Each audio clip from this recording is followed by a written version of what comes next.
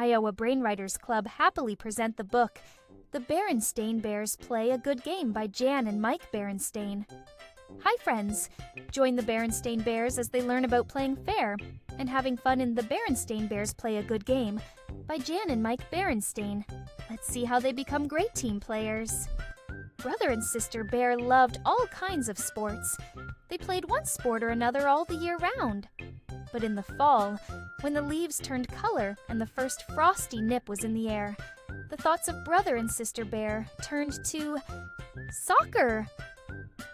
They dusted off the old soccer ball and headed for the soccer field. Their team was called the Rockets, and they did rocket around the field. They weren't the best team in the league, but they were pretty good. Their coach was none other than Brother and Sister's own Papa Bear. He didn't really know that much about soccer, but he tried hard and was very good at cheering them on. Brother and Sister tried hard too.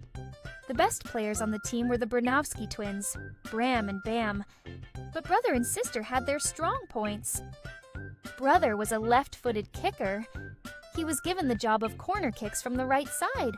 He was great at bending the ball right in toward the goal. Sister was a skillful header. She could bop Brother's kicks right into the net with her head. "My head is like a rock," she said, rapping the top of her head with her knuckles. "It sure is," agreed Brother. "Hey," said Sister. Brother and Sister didn't worry too much about winning. It was just fine to get out there and play. Remember, team, Papa always told them, it's not whether you win or lose that counts, but how you play the game. There was one team, though, that didn't feel that way, the Steamrollers. Their best players were two, Tall Grizzly and his gang. They were the schoolyard bullies of Bear Country, and they were big and tough and strong. They weren't very good soccer players, but that didn't matter. If you got in their way, they just ran over you. Their coach was Too Tall's dad, 2-Ton Grizzly. He was just as rough and tough as his son, only a whole lot bigger. He said, "It isn't how you play the game that counts, but whether you win or lose." The Rockets' first game of the season was against the Steamrollers. Brother and Sister were definitely not looking forward to it. "Don't worry," Coach Papa told the team. "Just play your best, and you'll all do fine." The players' families were in the stands to see the first game. Mama Bear was there with Honey Bear, of course. Grizzly Gramps and Gran were there too. Gramps was already whistling and cheering and standing his feet. "Come on, Rockets," he yelled, and putting 2 fingers in his mouth blew a whistle that you could have heard all over Bear Country. "Now, Gramps," said Gran, "please control yourself." "Aw, shucks," he said. "Making a big fuss at a ball game is half the fun of rooting for your team. It's all in good fun." Brother and Sister were surprised to see that their Sunday school teacher, Mrs. Ursula, was in the stands. Mrs. Ursula had been the Sunday school teacher in Bear Country for a long, long time. She'd even taught Mama and Papa Bear when they were cubs. Then Brother and Sister remembered that Mrs. Ursula was the Bronowski twins' grandmother. Bram and Bam waved to her as they ran onto the field.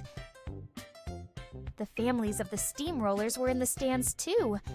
There was Too Tall's mother, Too Grizzly, and his big sister, Too Much. Too Much really was a big sister. She was almost twice Too Tall's height. When she saw Brother, she waved and fluttered her eyelashes.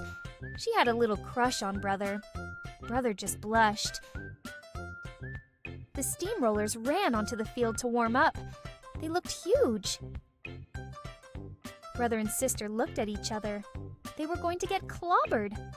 Even Bram and Bam looked a little worried. The referee blew his whistle, and the game began.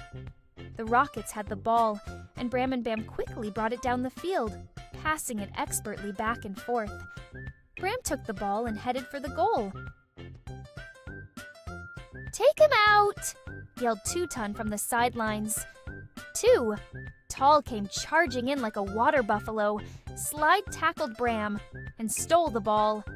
Bram went flying head over heels. "Foul!" yelled Coach Papa.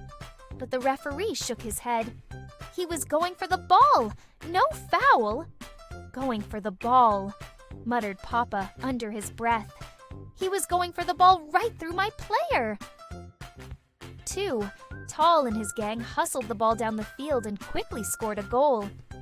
How you like that one, Shorty? 2, Tall sneered at Bram as he trotted off the field. That's enough of that, said the referee. Play soccer. Talk about poor sportsmanship, muttered Papa. The Rockets had the ball again. But the same thing happened. The Steamrollers just steamrolled them, scoring one goal after another. At halftime, the score was Steamrollers 5, Rockets 0. Coach Papa gave them a pep talk. Don't let it get you down, said Papa. You're playing a good, clean game. The Steamrollers don't play fair. All they're interested in is winning, and they don't care how they do it. You wouldn't want to win that way, would you? No, said Bram. But, said Bam, it would be nice to score just one goal. I know how, said Brother, getting an idea. Let's set up a corner kick. Yeah, said Sister. They don't know that Brother kicks left-footed. Maybe we can fool them. So the Rockets tried it. The next time they had the ball, Bam kicked it off too, Tall's leg on purpose, and it went out of bounds. That set up the corner kick. Carefully, Brother placed the ball in the right corner and kicked it hard with his left foot. The ball curved beautifully. Sister was right there. She leaped straight up, tipped her head, and bopped the ball into the goal. The score was now 5-1. But as Sister came down, Tall charged her. He plowed into her and knocked her flat.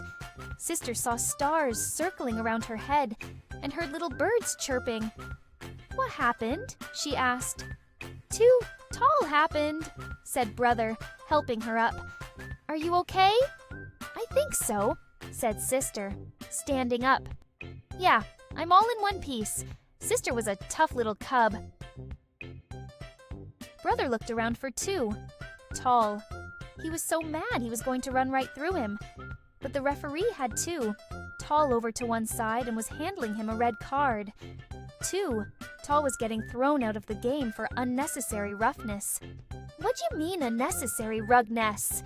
Bellowed Coach Ton, running out onto the field. Ton and the referee stood nose to nose, hollering at each other. Uh-oh, said Brother. Here comes Papa. Coach Papa came running onto the field, too. That was my daughter who got unnecessarily roughed, you big lummox, he yelled at Ton. Now the referee was trying to keep them apart. The stands emptied. Everyone ran onto the field. The players watched in amazement as Mama and Grizzly Gramps and Gran tried to drag Papa away, while Tutu and Much Grizzly tried to hold Ton back. Everyone was shouting and shoving and name-calling. That's when a slim, slightly bent figure walked slowly onto the field. The crowd quieted down. A few of them took off their hats. It was their Sunday school teacher, Mrs. Ursula.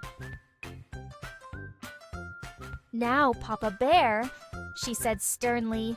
And you too, 2-ton Grizzly. Yes, Mrs. Ursula, they said meekly. I'm very disappointed with both of you, she said, shaking her head. Is this the way I taught you to behave in my Sunday school? No, Mrs. Ursula, mumbled both coaches, hanging their heads. Is this any sort of example to set for the Cubs? She asked. No, Mrs. Ursula, they said. Well then, she said, remember, blessed are the peacemakers, for they will be called sons of God. Now, let me see you two shake hands and finish the game. So, Papa and Ton shook hands. Everyone took their seats. The referee blew his whistle, and the game went on. For the rest of the game, no one heard a peep out of Coach Ton or Coach Papa. The Steamrollers scored one more goal, and the Rockets scored 2. The final score was 6-3. Everyone played fair and had lots of fun, whether they won or lost. After the game, both teams got together and went out to dinner at that Burger Bear. 2. Much Grizzly sat next to Brother and fluttered her eyelashes at him. Brother just blushed and munched away on his double cheeseburger. Thank you for joining the Iowa Brain Learning Center. If you enjoyed reading with us, be sure to subscribe and stay tuned for more exciting stories. See you next time.